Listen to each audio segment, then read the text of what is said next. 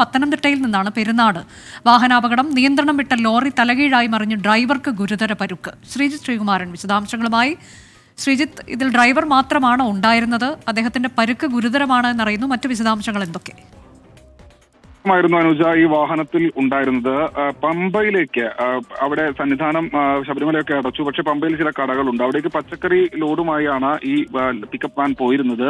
ഇത് നിയന്ത്രണം വിട്ട് തലകീഴായി മറിയുകയായിരുന്നു എന്നാണ് ദൃക്സാക്ഷികൾ പറയുന്നത്. നമ്മുടെ പ്രാദേശിക ലേഖകൻ നമുക്ക് ആ ദൃശ്യങ്ങൾ നൽകിയിട്ടുണ്ട്. അല്പസമയം മുൻപായിരുന്നു ഈ ഒരു അപകടം നടന്നത്. എന്തായാലും ഈ അപകടത്തിൽ ഡ്രൈവർക്ക് സാരമായി പരിക്കേറ്റിട്ടുണ്ട്. ഇയാളെ സ്വകാര്യ ആശുപത്രിയിലേക്ക് മാറ്റിയിട്ടുണ്ട്, പത്തനംതിട്ടയിലെ സ്വകാര്യ ആശുപത്രിയിലേക്ക് മാറ്റിയിട്ടുണ്ട് എന്നാണ് മനസ്സിലാക്കുന്നത്. അല്പസമയം മുൻപാണ് അപകടം നടന്നത്. പോലീസ് പേര് വിവരങ്ങൾ ശേഖരിച്ചുകൊണ്ടിരിക്കുകയാണ്. വടശ്ശേരിക്കര പോലീസിനാണ് ഈ ഒരു ഘട്ടത്തിൽ ആ മേഖലയിലെ ചുമതലയുള്ളത്. എന്തായാലും ഗുരുതരമായ പരിക്കാണ് ഏറ്റിരിക്കുന്നത്.